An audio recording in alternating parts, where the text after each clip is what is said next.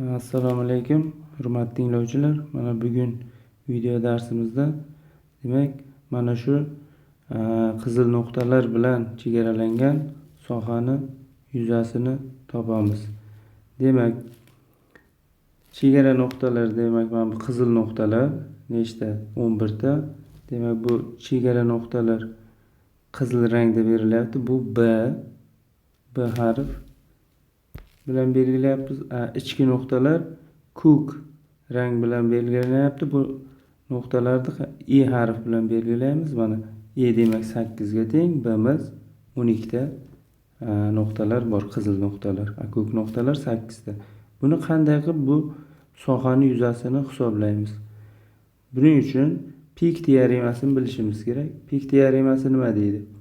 Pik teoremasi bu geometriyada tekislikdagi butun sonli nuqtalar bilan chegaralangan ko'p burchaklarni yuzasini hisoblashga yordam beradigan qiziqarli natija. Ya'ni formula qanday ko'rinishda bo'ladi? A barobar E plus B taqsim 2 minus 1. Bizda E berilgan 8 ga teng.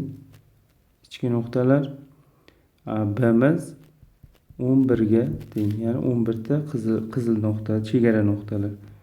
Ana endi o'rniga olib borib qo'yadigan bo'lsak, E'miz 8 ga teng, B'miz 11 taqsim 2 minus 1. Unda A nimaga teng bo'ladi? A'miz 8 plus 5 yarim minus 1. A teng 12 yarim. Mana shu qizil nuqtalar bilan chegaralangan sohaning yuzasi 12 yarimga teng bo'lar ekan.